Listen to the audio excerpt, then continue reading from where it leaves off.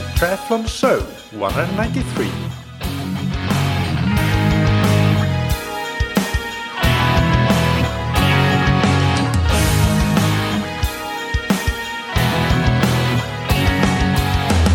Hey, what's up everybody, and welcome back to another episode of That Triathlon Show, the podcast presented by scientifictriathlon.com. I'm your host Michael, and on today's episode I review a review on supplements in sport, and of course our focus here in particular will be endurance sports. This particular review paper is the International Olympic Committee consensus statement. It's called Dietary Supplements and the High Performance Athlete. And this was published in the British Journal of Sports Medicine, so a very high impact journal, and has a couple dozen contributors, which are all the best of the best in the field in sports nutrition, really. So it's a big thing to have been released. It was released earlier this year in 2019, and I've had it on my list of research papers that I want to read for a few months now, but didn't get around to it until very recently. So now that I did, eventually, I want to talk about what the paper found and what the evidence base is for various supplements that are used for athletes and endurance athletes in particular. So this episode actually is also partially an answer to quite a few questions I've been getting for Q&A episodes regarding things like caffeine, nitrate, magnesium, antioxidants, etc., because I do get quite a few of those. So you could consider this the master answer to all those questions, because if a supplement hasn't been positively supported by this paper, then it probably doesn't have enough evidence behind it to back it up as something that really could be recommended at this point in time. That doesn't mean that it's not working. It just means that there's no evidence at this point in time to support the use of it, and we just might need to wait for more studies for that to be the case. But before we dive into the topic, big thanks to our sponsors. First, we have Precision Hydration. And you are probably well aware that the way that we humans regulate our body core temperature is by sweating. So sweating is a very, very positive thing when it comes to making sure that we don't overheat. And in endurance sports in particular, this is a genuine risk because we are going at a fairly high intensity for a fairly long time. So we need some sort of regulation strategy. And we humans are quite unique in that we have this sort of regulation, because most animals actually regulate core temperature by panting rather than sweating. Very few mammals have any sort of sweating mechanism, and those that do have sweating that is significantly less extensive than us humans. But what we need to do to counteract the negative effects of sweating, which is fluid loss and electrolyte loss, is to make sure that we adequately replace those. Of course, that's going to depend on how much electrolyte, for example, your sweat contains and how much you sweat personally. Also, what conditions are you racing or training in? Is it very hot and humid, or is it cool and dry? That's going to make a massive difference. So Precision Hydration, in order to make it easier for you to come up with a hydration strategy, they have created a free online sweat test that is based on actual real-world measurements, and this quiz that they have created has been validated against real-world measurements. So it's actually, there's real science behind this. And this quiz, by answering a few simple questions, 10 I believe, you will get a very good ballpark estimate for how much you sweat and how much sodium you lose in your sweat. And that will give you then a hydration strategy that you can use in your next race or in training for that matter. So check them out on precisionhydration.com. And remember that until the end of August, you can order in bulk and get 20% off your entire order with the promo code That Triathlon Show 20. And big thanks to Roka. You probably know Roka best for their wetsuits and other triathlon and endurance sports apparel like tri-suits, etc. But they are moving very, very heavily in the eyewear direction as well, and are really, really strong there with some unique technologies and patents. And they have a wide range of products, including sunglasses, both prescription and non-prescription.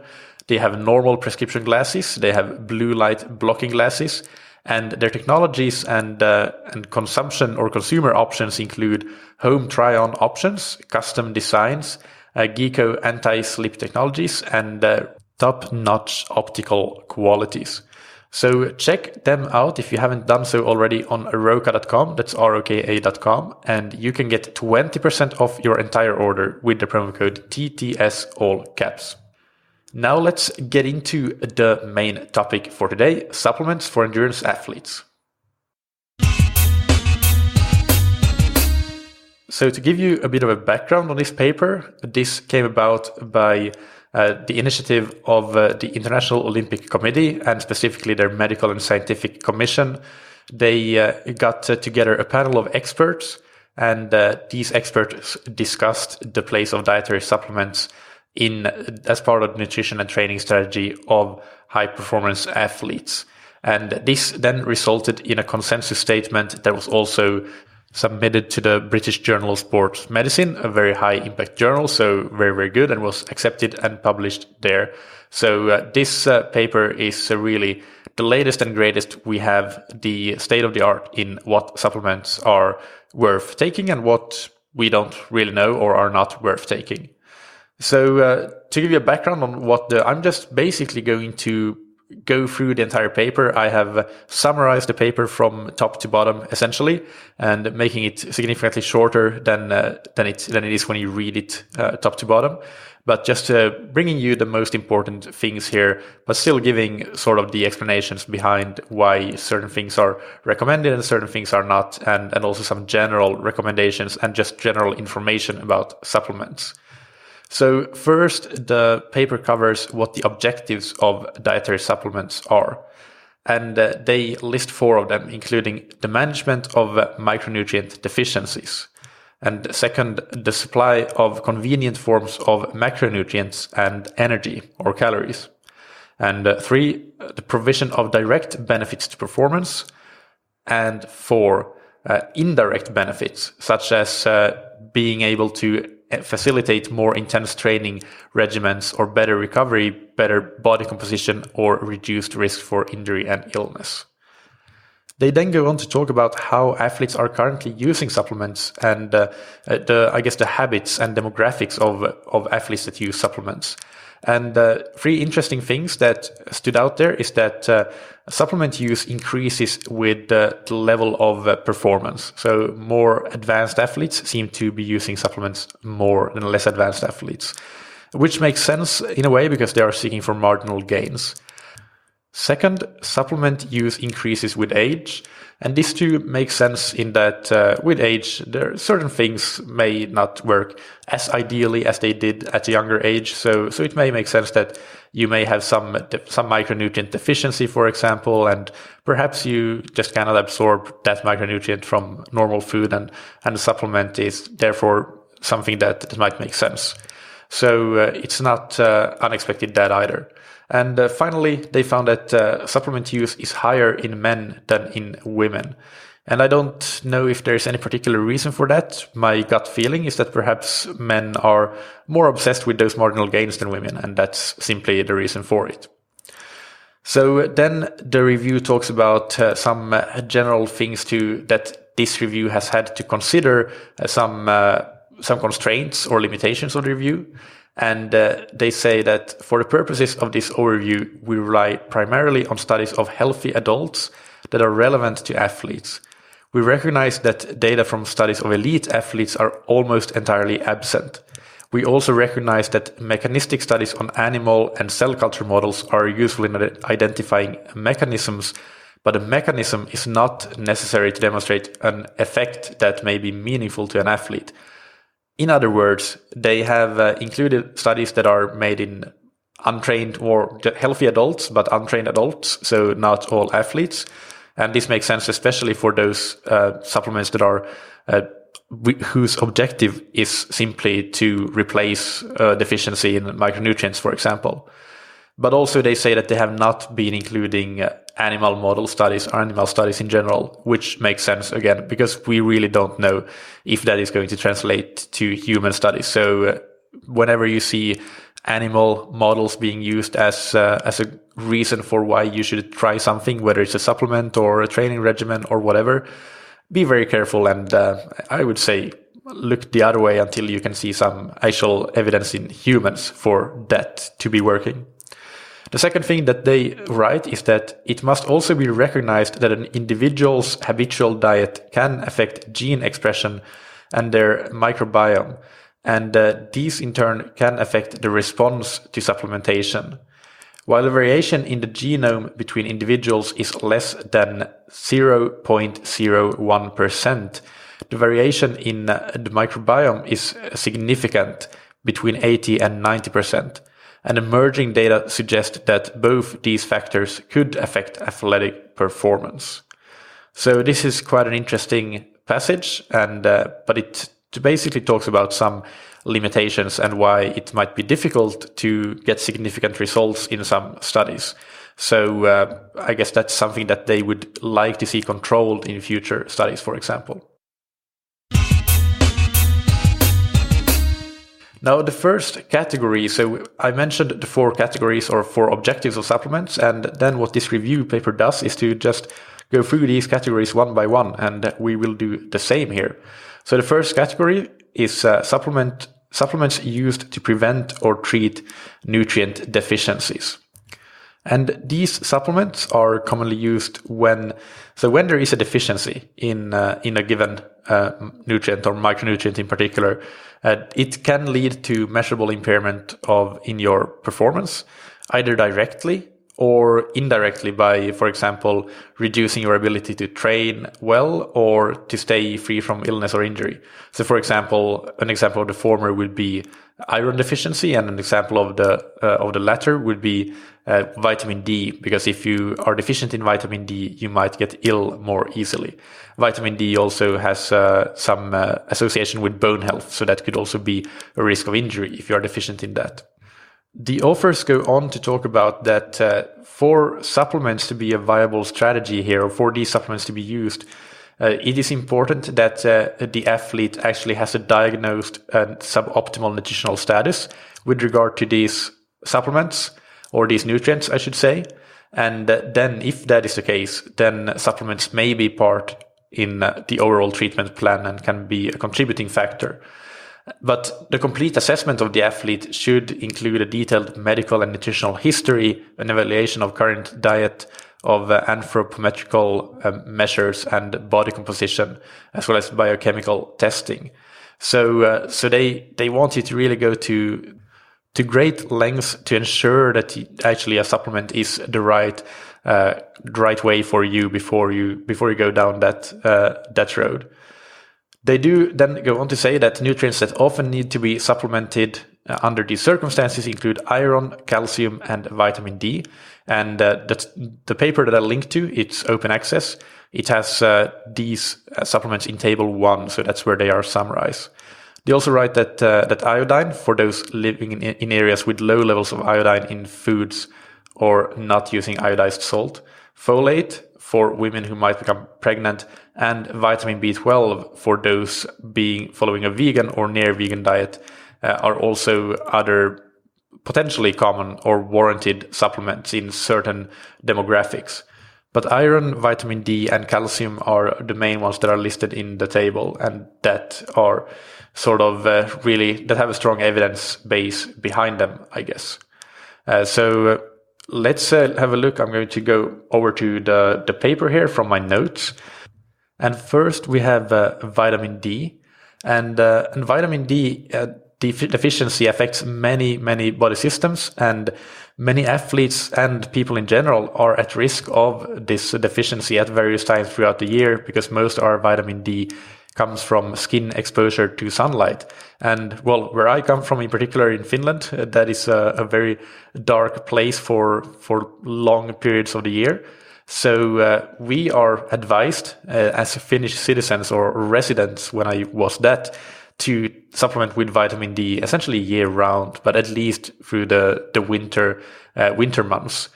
So that's something that I grew up with, and I've never had my vitamin D measured specifically while I've actually had that. I take that back. I've had it measured at some points, but I started supplementing with it way before I started to measure it through regular blood tests, along with some other things that I get blood panels on.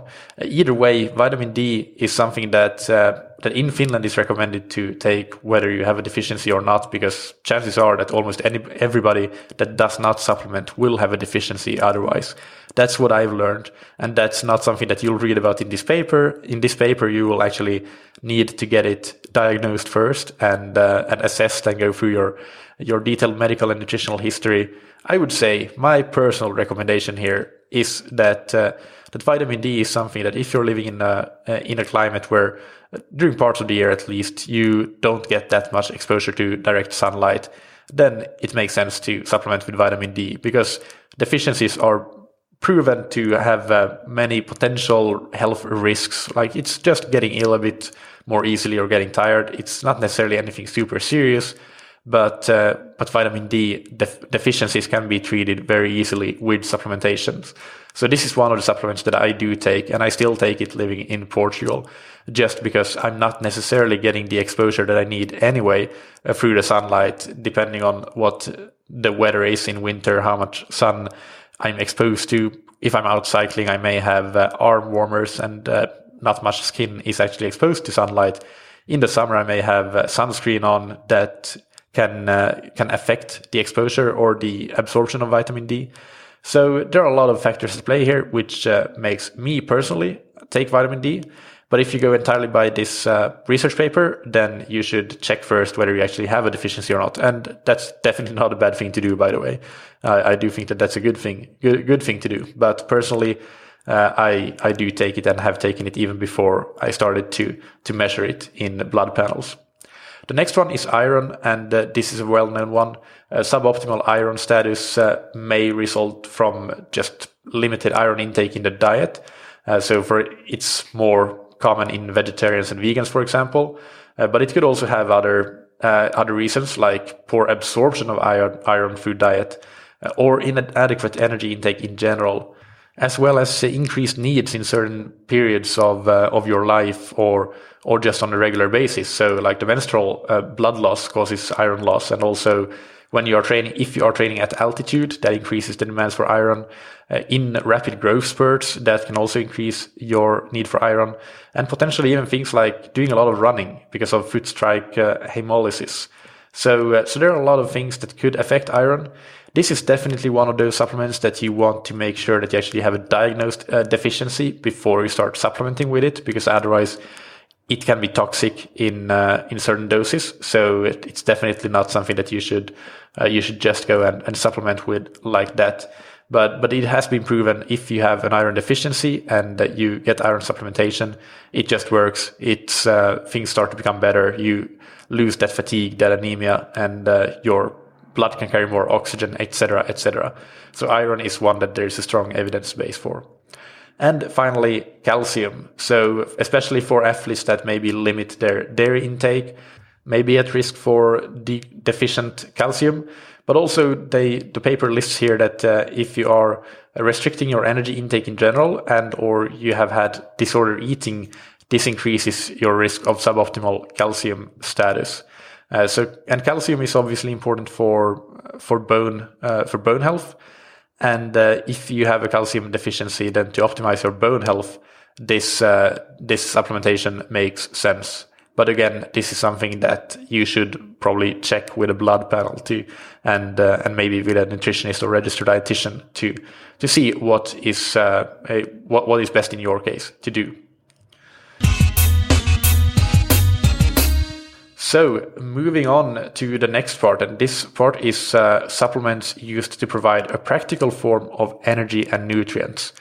So here we're talking about things like sports drinks, gels, blocks, electrolyte replacement, protein supplementation, etc. Just things that give you easy access to certain nutrients or energy that you may not get enough of otherwise. So, for example, the ones that are listed here are those that are supported by the paper, but simply the paper thinks that there's good reason to use these types of supplements. And sports drinks to supply carbohydrates in particular, but also some sodium and other electrolytes, is supported as something that can be used during exercise and immediately post-exercise for rehydration and refueling. Energy drinks, so these would be things like, I guess, your Red Bulls and the things of that manner to provide carbohydrate, but also caffeine and potentially some other ingredients, is supported as an alternative during exercise to getting carbohydrate and caffeine. And it could even be used as a pre-exercise caffeine supplement, according to the paper. Next, we have sports gels or similar. So they also include things like blocks in this category. And these are, again, recommended as a way to get in carbohydrate during extended or intense exercise. Then we have electrolyte replacement supplements, so drinks that contain mostly electrolytes, not so much carbohydrates, so things like precision hydration, for example, and there are of course many other options as well. These are recommended for rapid rehydration following dehydration during exercise, and also for replacement of large sodium losses during endurance activities. So in short, things that we have been talking about at length with Andy Blow in, for example, the recent interview episode 191 that we did, the hydration Q&A. Next, we have protein supplementation in the form of powders or ready to drink liquids or even bars. So these are also recommended as post-exercise recovery following key training sessions or events where adaptation requiring protein synthesis is desired. And also recommended for achievement of increase in lean mass, but this is more so for resistance training and strength and power athletes, so not as relevant for endurance athletes.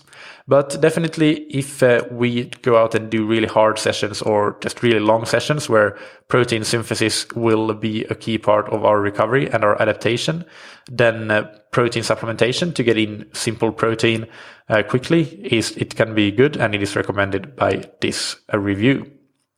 Next on the list is liquid meal supplements, so in the form of powders, for example, that we mix with water or milk, or just ready to drink liquids and these would contain 15 to 20% protein and 50 to 70% carbohydrate, usually, to give an example.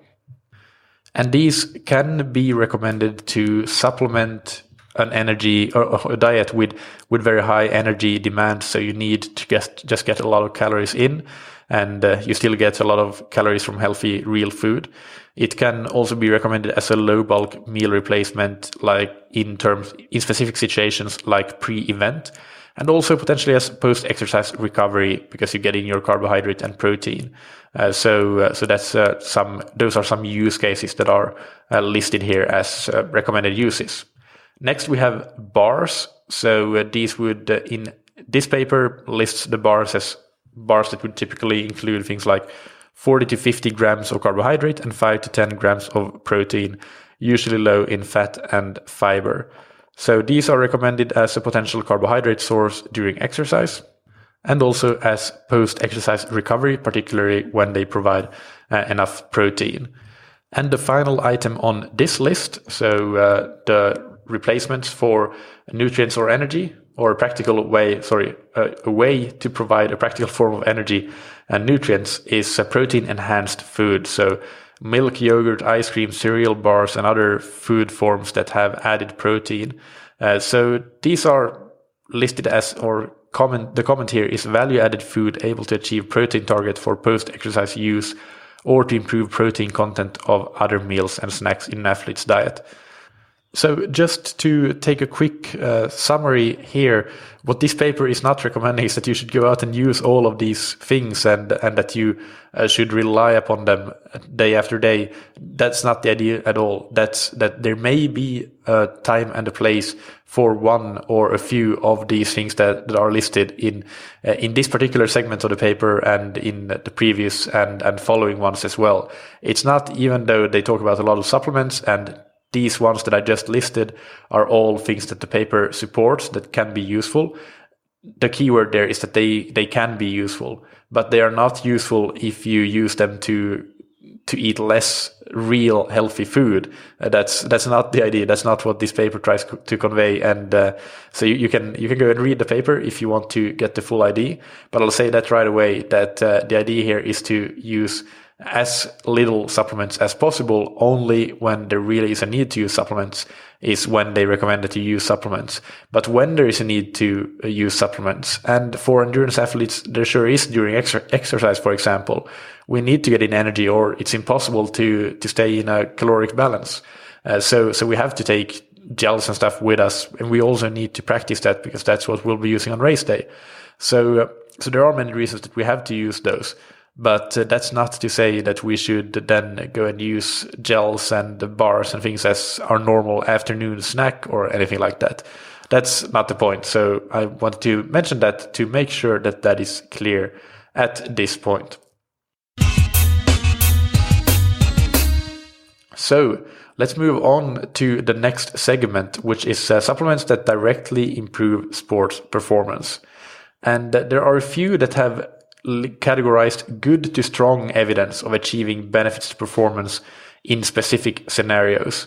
And for endurance athletes, there are two of them. Those are caffeine and nitrate. Or I should say for triathletes, I guess. Because for endurance athletes, for very short events, like 10 minutes and less, there are two more that can be useful. And those are beta-alanine and sodium bicarbonate. But those really have the most benefits at durations of 10 minutes or less, so not really relevant for triathletes. And then we have one more supplement which has a lot of benefits for athletes, and that is creatine. But those benefits are mostly on the strength and power side of things. So strength and power athletes may have a lot of use for that. For endurance athletes, not so much. So I won't talk much about that. What I will talk about is starting with caffeine, because that's the first one, and that is the most studied one and the one that has the best evidence for endurance athletes. So first of all, to give an overview, caffeine is a stimulant that has well-established benefits for athletic performance across endurance-based situations, but also short-term supramaximal and or repeated sprint tasks. And the protocol of use for caffeine is to take 3 to 6 milligram per kilogram of body weight 60 minutes before exercise or racing. And during exercise or during racing, you can take lower doses, so less than 3 milligrams per kilogram as well. So, and that is recommended to be consumed with a carbohydrate source. The performance impact of caffeine has been shown to reduce or increase time to exhaustion, so longer time to exhaustion. And it has improved time trial activities of varying durations from 5 to 150 minutes across numerous exercise modalities, including cycling, running, rowing, and others. The range of impact there has apparently varied quite a bit because they haven't actually listed it for the time trial activities. But it is stated that lower doses of caffeine, so 100 to 300 milligrams consumed during endurance exercise after 15 to 18 minutes of activity may enhance cycling time trial performance by 3 to 7%. So I think that, well, this is true from what I read before in previous studies and reviews as well, that we're probably looking at a sort of like a 2 to 3% or 1 to 4% if we extend that range a little bit benefit. And usually it is a case of more advanced athletes having lesser benefits than less advanced athletes. That's just the way these things tend to go. Finally, it is stated that larger doses of caffeine, more than 9 milligram per kilogram body weight, do not appear to increase the performance benefit and are more likely to increase the risk of negative side effects that include nausea, anxiety, insomnia, and restlessness. As alluded to earlier, if you do consume caffeine during activity, then that should be done concurrently with a carbohydrate source as well for improved efficacy. And also, it's mentioned here that, this goes for any supplement that you're going to take for racing, for example. You need to practice this in training to find what the optimal timing and amount is for you specifically. But these things, these pieces of information here in the review and that I just talked about, they do give a good starting point for you. So perhaps you start with something like 5 milligrams per kilogram of body mass, and you take that 60 minutes before exercise. And actually, to give you a bit of an overview for how much caffeine that is, that benchmark of 3 to 6 milligram per kilogram body weight. Well, in a brewed cup of coffee, there's on average 95 milligrams of caffeine. So that's quite a low dose. For somebody at 60 kilos, that would be 1.5 milligram per kilogram body weight roughly. And in decaf coffee, there's 2 to 3 milligrams on average. And in a shot of espresso, there's on average 63 milligrams. So that would be 1 milligram per kilogram body weight for a 60 kilo athlete. In a cup of instant coffee, there is somewhere between 65 and 80 milligrams of caffeine. And in a single shot latte, there's between 47 and 75 milligram of caffeine. So the only example here of a significantly larger range is for the brewed cup of coffee. There it seems to really depend on the roast and the bean. So the range given is large. It's 70 to 200 milligrams. But still the average is 95 milligrams, which is not a large dose. So really, if you're considering caffeine supplementation, then coffee is not the way to get caffeine. You need to go for specific products. And what I use, I have no affiliation with them, but I use Science in Sports caffeine shots. And they contain 150 milligrams of caffeine. And I actually looked this up because I wasn't aware exactly how much they contained. And that for me would be, I'm not quite 70 kilograms, but 68 or so. So let's say 70 to make the math a bit easier. So it's 2 point something low milligrams per kilogram body weight. So actually it's still on the very low side of things, which is kind of surprising to me. That you would assume that perhaps it should be a bit higher. So I might consider either taking 2 shots for some B race to practice that, or for a training session to practice that, or to take the 1 shot but also supplement with some caffeine pill or chew or something like that to see if that has an impact if I get closer to if I get to that 3 to 6 milligram per kilogram body weight range. But that was something that was completely new to me since reviewing and checking the actual amount that I get from caffeine. So I hope that you found that useful. And I do recommend the Science in Sports shots though, seem to work well for me. The taste is okay. I haven't had any GI issues or anything with them. So from that perspective, they're fine. It's just, I guess, dialing in the amount. So maybe actually 300 milligram for me, 2 shots, that would be a bit more than 4 milligram per kilogram body weight. So that might be just right for me. So probably that's what I'm going to try next. Next in the table here is creatine. And there's a lot of evidence for creatine. It is great, but, and this is a big but, this is for power and strength athletes mostly. I've read through all of this in the paper, and obviously I read the entire paper for doing this episode, but just really carefully and trying to see if there is a use case for endurance athletes, and I just can't see it. So I'm going to skip over creatine. If you are a strength athlete as well as an endurance athlete and you're interested in that bigger gains, then definitely look into creatine more and give it a shot. It should be worth it. It's one of those few supplements that do work, and one of those that have a lot of proven evidence-based benefits to it, but it's just not for endurance athletes. So we move on to nitrate, and that's something that we talked about recently with Professor Andy Jones in my interview with him. And nitrate is something that is found in, for example, beetroot. And this has been in recent years, in the recent decade or so, it has become more and more research, and we're starting to see the evidence pile up that this can really be something that is helpful and beneficial for endurance performance, both from the long end of things to the short and sharp end of things. So the protocol here is to supplement with 310 to 560 milligrams. They are quite specific here, 2 to 3 hours before activity, and also potentially prolonged periods. So longer than 3 days of supplementation appear beneficial to performance. and especially in highly trained athletes where performance gains from nitrate supplementation appear harder to obtain. That is what this research paper writes. And in terms of the impact, supplementation with nitrate has been associated with improvements of 4 to 25% in exercise time to exhaustion. You should be aware that time to exhaustion is not as good and as rigorous a test as a pure time trial. Time trial performance assessments are the gold standard compared to time to exhaustion. There's a lot of variability and psychological factors that go into a time to exhaustion test rather than a time trial test. So the 4 to 25%, that does not mean that the performance improvement in general is going to be 4 to 25%. It's just in a specific time to exhaustion test. So when we look at the time trial specific improvements, we see the range of 1 to 3% mentioned, which makes a lot more sense. And so these have been measured in pure time trial situations. And referring back to Andy Jones, he was a bit conservative, and of course there's an individual variation, but he talked about performance benefits of 1% typically.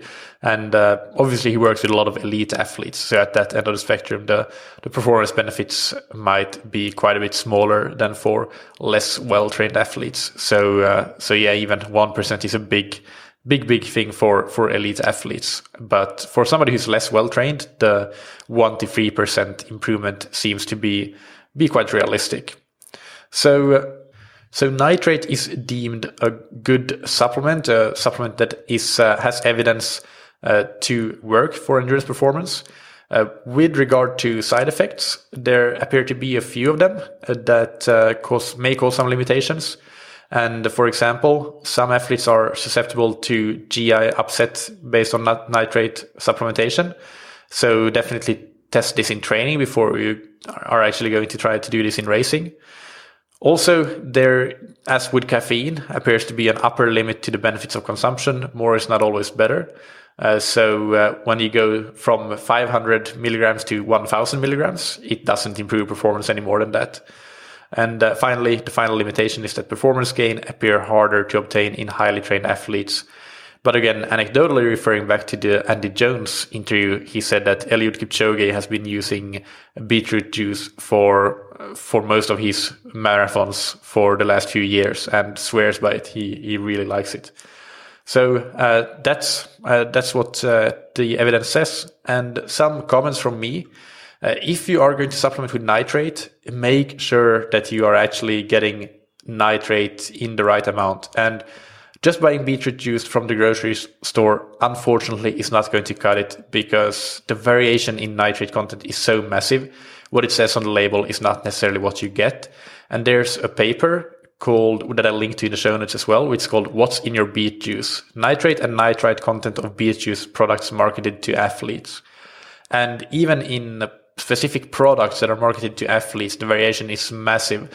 And from the top of my head, I think that actually only 3 out of 24 products, something like that, had an adequate amount of nitrate to really be beneficial, to meet the minimum demands for how much nitrate you need for it to be beneficial, as per our current knowledge of how much nitrate is actually needed.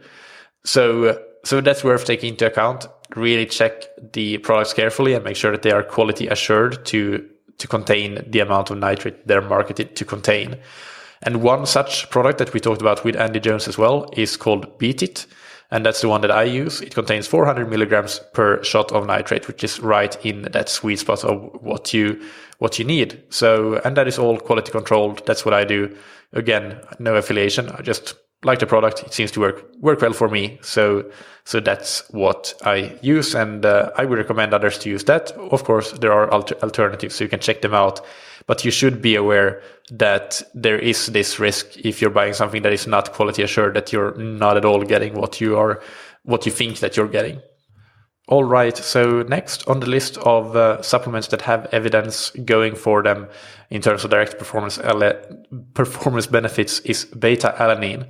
And the overview here of beta-alanine says that it augments intracellular buffering capacity, having potential beneficial effects on sustained high-intensity exercise performance. So I won't go into much detail here because for triathlon purposes, this beta-alanine doesn't seem that beneficial because it has beneficial effects for durations lasting up to 10 minutes. So 30 seconds to 10 minutes is where you will see benefits. And I know that we might have some cyclists or runners or swimmers listening that have events that last for that amount of time. And for you, this might be something well worth looking into. So just go and look at the study and the table number 3, I think. Yes, table 3. And see what if beta-alanine might be for you. But for the triathletes, I would not recommend beta-alanine because it's just been shown beneficial for those short duration events, so 10 minutes or less. There is the argument that some of you may think about, and I've heard before, and I've thought about before, that, well, but what if you do like really high intensity exercise and you supplement for that exercise and you can do slightly better in training, and then that might lead to better adaptations? I just don't think that that's something that has ever been proven to work. So, I mean, you could just as well use caffeine in that case before every single workout, like proper caffeine supplementation, and get the effects of that, because that would also work for that type of short duration effort. But using all the supplements in the world, I mean, they're probably not going to be additive. So you're not going to get 1% plus 1% plus 1%. It's just going to be 1 plus 1 plus 1 equals 1 or 1.5 probably. So I just don't think, I think that people in the real world, like the best athletes with the best coaches and scientists behind them, they would be using it already in a triathlon context, and we would know about it if that was something that was potentially beneficial, which is why I'm going to skip over beta-alanine, and for the exact same reason, shorter durations that where there are beneficial impacts, that's why I'm going to skip over sodium bicarbonate as well, because the same sort of thing applies here. It has been shown to have a positive impact on performance for durations lasting between 60 seconds to 10 minutes. And it's similar to beta-alanine in that it increases buffering capacity, but in this case, it is extracellular buffering capacity rather than intracellular buffering capacity. I'm having difficulty speaking, or maybe the words are just a bit too hard for me. Either way, if you are somebody who races at these short distances or short durations, then beta-alanine or sodium bicarbonate or both might be worth looking into for sure. For triathletes, I don't think so. Finally, let's move on to section number 4, which is supplements that improve performance indirectly. And there are a lot of them, there are a lot of supplements that claim to enhance performance indirectly by supporting the athlete's health or body composition or ability to train hard and recover quickly, adapt better, avoid or recover from injury, and tolerate pain or soreness. And reviews of this have noted that there is a low quality of many of the studies on these kinds of supplements that are claimed to support immunity, for example. And these problems are things like small sample sizes, poor controls, and unclear procedures for randomization. So there are not that many supplements that actually have been shown to be beneficial indirectly. And these are in the paper that you have the link to in table 4, so you can go and check them out. Table 4 and table 5, I believe. And table 6 also. Yes, table 4 through table 6. And if we start at table 4, this is where we have commonly promoted immune supportive supplements. And the review here says that the most promising candidates to assist in the prevention or treatment of immune function and in particular upper respiratory symptoms are vitamin D and probiotics. Those two, vitamin D and probiotics. Vitamin C may be beneficial during periods of heavy exertion for preventive reasons, and zinc may be beneficial at the onset of symptoms, but that's basically it. The only ones that have strong evidence are vitamin D and probiotics. Probiotics also have the additional benefit of potentially reducing the incidence of traveler's diarrhea and gastrointestinal infection, so that's an upside to that as well. So if we just go through this table as well. Vitamin D. The evidence for efficacy of vitamin D is moderate, and this is also true for probiotics. And the evidence, the outcome measure here is preventing or treating upper respiratory symptoms. That is what has been most commonly studied when it comes to immune function. Then we have vitamin C, which has moderate support for preventing upper respiratory symptoms, but no support for actually treating it. So once you have it, then it doesn't help to consume vitamin C supplements. And we also have zinc next, which has no support for actually preventing upper respiratory symptoms, but it has moderate support for treating upper respiratory symptoms if you start the consumption within less than 24 hours after the onset of those symptoms. Then we have a long list of things that have low support. So these would be things like bovine colostrum, polyphenols, and then we go down even further to limited support. We have glutamine, caffeine, echinacea, I don't know how to pronounce that, omega-3, vitamin E. Vitamin E, we go down from limited support to no support, and also on no support we have beta-glucans. So that's the list, and if we move on to the next category, which is supplements that are supposed to assist an athlete to train harder, recover more quickly, and prevent injury, or accelerate return from injury. So these are in table 5 in the paper, if you are reading that. And here we have a number of supplements listed, and there's quite a lot of text regarding their evidence for efficacy for each of them. So without going too deep, the ones that look like they have the most positive effects in terms of what we do as endurance athletes are vitamin D and certain anti-inflammatory supplements, although that comes with an asterisk as well. First, vitamin D has pretty good evidence for actually enhanced adaptive response to exercise and to stressful exercise, I should say. And additionally, vitamin D status is related to the risk of stress fracture. So if you are deficient, then you may have greater risk of stress fracture. So vitamin D supplementation may help reduce that risk, which is a good thing. Next, anti-inflammatories, if we move on to them. So for example, a common one which is quite in vogue right now is curcumin, which can be found in turmeric. That one has some evidence going for it in decreasing inflammation and indirect markers of muscle damage. Another supplement that has proven anti-inflammatory benefits is tart cherry juice. And but the thing here to keep in mind is that anti-inflammatory effects may be beneficial, but it really depends on the context. So it may also blunt the adaptive response to exercise, especially if you consume anti-inflammatories immediately after training. So maybe it's better to wait a while. And this is a topic that we definitely should perhaps go deeper into in another episode, because I haven't really done a deep enough research to be able to say specifically what the state of the art in the research is right now. And maybe I need somebody else to talk about that, or would prefer that, because it would take a long time to do that synthesis myself. Either way, we just need to make sure that we know that anti-inflammatories aren't the be-all, end-all, and it's not necessarily something that is going to make a massive difference. It's one thing to see that we have less inflammatory markers, but is that actually a good thing? Well, that's very difficult to say. So personally, I don't use any anti-inflammatory supplements, and after reading this review, I'm not tempted to start either. I'm tempted to keep using vitamin D based on what I just said, that it also reduces the risk of stress fractures and enhances the adaptive response to exercise.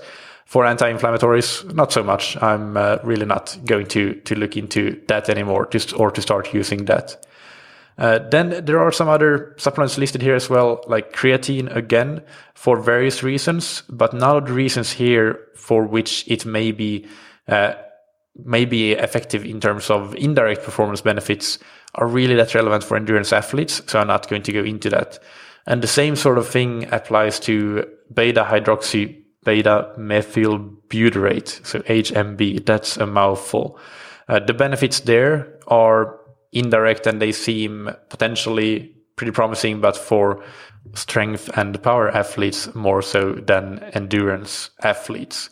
And finally, we have omega-3 supplements are listed here because they have some evidence of certain indirect benefits for certain athletes. But again, none of these things that are listed here, in my opinion, are really that relevant for endurance athletes. So we'll skip over that one as well. So it comes down to, in this category, we had vitamin D and anti-inflammatory supplements potentially with the asterisk there. And then the final category of supplements here, and again, we're still on the indirect performance benefits, but this is divided into a few different categories here. So these supplements are to promote and assist gain in lean muscle mass or loss of body fat mass. And here we have protein, which is consistently being found as something that can increase lean muscle mass.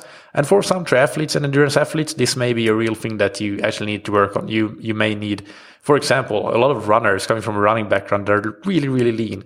They may need to bulk up a little bit, and protein can be massive for a massive benefit for that too, to just make sure that you get in enough protein. But of course, that needs to combine with the right training, so some resistance training, and not letting all the endurance training tear down or rip apart the potential effects of the muscle gains that you are looking for. And leucine is listed there, but does not really have any efficacy evidence for it that are really reliable so far.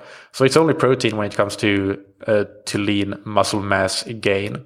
And when it comes to losing fat mass, none of the things listed here, and there are a lot of them, other than protein, seem to have an effect. So protein can have a small but significant effect on losing fat mass when you supplement with that, and promoting lean mass retention especially. But all the other things listed here, for example, some things that you might recognize, well, we have omega-3s again, and we have green tea is also here. And none of these supplements that are listed here, a long list here, have anything other than maybe a trivial effect, but it says no effect or small trivial effect across the board.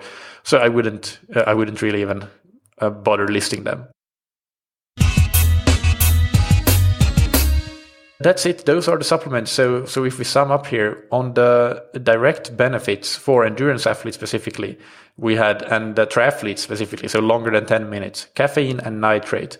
For indirect benefits, for keeping healthy, mainly vitamin D and probiotics to reduce the risk of upper respiratory symptoms. For keeping healthy in terms of injuries, so reducing the risk of stress fractures, we have vitamin D, and also obviously vitamin D still for the upper respiratory symptoms. And we also potentially have anti-inflammatory supplements to recover better, but that's with an asterisk. And if you want to improve your lean muscle mass, increase your lean muscle mass, and potentially reduce fat mass, protein is a good one. In the earlier categories, we had, in terms of preventing or treating nutrient deficiencies, some supplements that may be worth taking if you actually have a proven deficiency are vitamin D, iron, and calcium. And then we had a large number of things that are recommended to provide a practical form of energy and nutrients when needed. So when you're training, for example, or finishing a training session to get some energy in quickly, all these sports nutrition products like sports drinks, gels, blocks, proteins, sports bars, etc. So that's the rundown of what supplements are recommended. Just quickly going into a little bit of a discussion on adverse effects. So the review paper, they do say that the use of supplements may cause adverse effects, and the safety and composition of the product may not be optimal, and also the patterns of use by athletes may be inappropriate.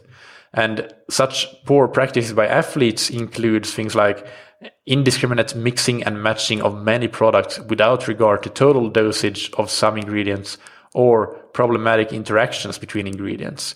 Even commonly used products may have negative side effects, especially when used outside the optimal control.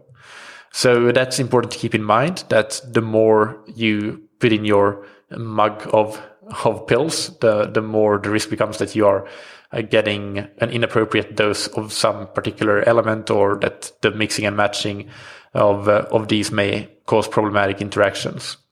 Also keep in mind that supplements are regulated like food ingredients and food, and not as medicals or pharmaceuticals. So the regulations are much less stringent naturally. But this means that there is no requirement really to prove the claimed benefits, and no requirement to show safety with acute or chronic administration. There is no very strict quality assurance requirements, and liberal labeling may be used. So keep these things in mind. The FDA have actually recently, so that's the Food and Drug Administration in the United States, they have recently recalled supplement products that contained excessive doses of vitamin A, D, B6, and selenium because of potentially toxic levels of these components. And in the USA in 2015, approximately 23,000 emergency department visits annually were reported to be associated with dietary supplement use.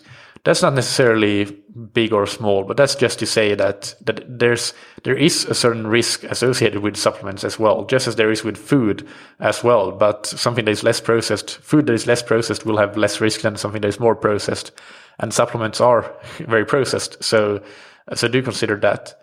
Then we have the big topic of anti-doping rule violations, and this is relevant for all age groupers, at least if you are a faster age grouper, but also in particular for professional athletes listening here.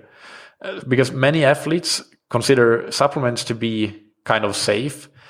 Also, there can be some discrepancies between the lists of prohibited substances on the WADA website and what they're called on supplement labels. So it may be difficult to recognize them on the product label if there is a prohibited substance in a particular supplement. And the most concerning thing probably is that there is a real risk that a supplement may contain a prohibited substance as an undeclared ingredient or a contaminant. And I'll link to a study or a survey which is from Australia. And it is the Australian Supplement Survey and it is published on the Informed website. And this survey or study reported that 15% of more than 600 supplement products acquired from around the world contained undeclared banned substances. And that is very, very concerning. So do be careful. And these banned substances have been found even in very common supplements like vitamin C, multivitamins, and minerals. That is rarer for sure compared to something like a pre-workout whatever. But keep that in mind, that even those seemingly safe supplements can potentially be risky. And there are efforts being made to address the problems, and they include the use of third-party auditing activities to identify products that athletes may consider to be at low risk of containing prohibited substances. These are no absolute guarantee, but it's the best we have, and they definitely help us manage risks. So we do need to carefully consider this risk as well when it comes to selecting supplements and weigh the possible benefits of a supplement with the risk of it being contaminated and us having a doping offense, which might be career ending. That would not be fun at all. And one of these authorities that do third-party auditing and testing is Informed Sport. They also link to. That's a global quality assurance program for sports nutrition products. And this program certifies not just a product once, but actually every batch of it and the raw materials used in it. So that is a great program. And I have made sure that the supplements that I use are all on the Informed Sport list of trusted brands. So just to give you a list of which ones they are Science in Sport for things like gels and sports drink and caffeine shots, Precision Hydration for electrolyte products, Beat It for nitrate, and I use bulk powders for protein, whey protein. So, and all of those are in the Informed Sport Quality Assurance Program. So that keeps my risk down at least, and I feel I sleep better at night because of it. And I definitely recommend that you check whether the brands that you use are on that list. And if not, consider if it might be worth doing, because the last thing that you want to have happen is that and this happens to age groupers as well as professionals, that they have a doping test in Ironman branded events, for example, and actually get caught for doping. And that is not something that we would like for anybody to happen. So that's it, I guess. Some final thoughts that I just want to list here. Using supplements should not be compensating for a poor diet or poor nutritional choices. That's pretty obvious, but I want to point that out. And also another thing, and this is when I read Asker Jokendroop's commentary of this review on his website. He states that in general, use of supplements by young athletes is discouraged, except when full evaluation of nutritional status suggests that it is warranted. So that's quite important to keep in mind, that for young athletes, it's probably not something that we want to do to start to give them a lot of supplements, but just wait with that until they're older. I do agree with that it makes sense. So I hope that you enjoyed this. It's, of course, quite a technical episode with a lot of information. So as usual, you will find the show notes on thattriathlonshow.com. All the links and resources mentioned will be there. And also, as a reminder, you can find all past nutrition-related podcasts by clicking more in the menu on scientifictriathlon.com and going to popular topics and nutrition. On Thursday, we have a Q&A as usual. And then in next Monday's episode, we flip the mic and I get interviewed on this podcast by Michael Lieberson and Andrew Buckroll from their new Endurance Innovation podcast. So actually this interview has been released already on the Endurance Innovation podcast, but I got permission to share it here on this podcast. And I think it will be very, very fun for you to hear some more insights into that triathlon show, because that's a lot what we talk about. We talk about this particular podcast and some of the things that goes into it and how it came about and all these sorts of things. So a bit of a different episode, but hopefully you will enjoy it. And I also want to remind you of last Monday's interview, if you haven't already listened to it, because I think it was a really good one. And it was an introduction to our newest scientific triathlon coach, Laki Kieran. So go and check it out. And if you are interested in coaching, Laki has slots available. So send us an email or a message and we'll set up a chat and you can see if it's for you. Finally, big thanks to our sponsors, Roka, that you can find on roka.com, and get 20% off your entire order with the promo code TTS all caps. And thank you to Precision Hydration that you can find on precisionhydration.com. Take their free online sweat test to get your personalized hydration strategy, and use the promo code That Triathlon Show 20 to get 20% off your entire order, valid through the month of August. Or if you have never tried Precision Hydration before, use the promo code That Triathlon Show, all one word, all caps, to get your first box or tube for free. Thank you, as always, for listening. Keep training smart and keep loving triathlon.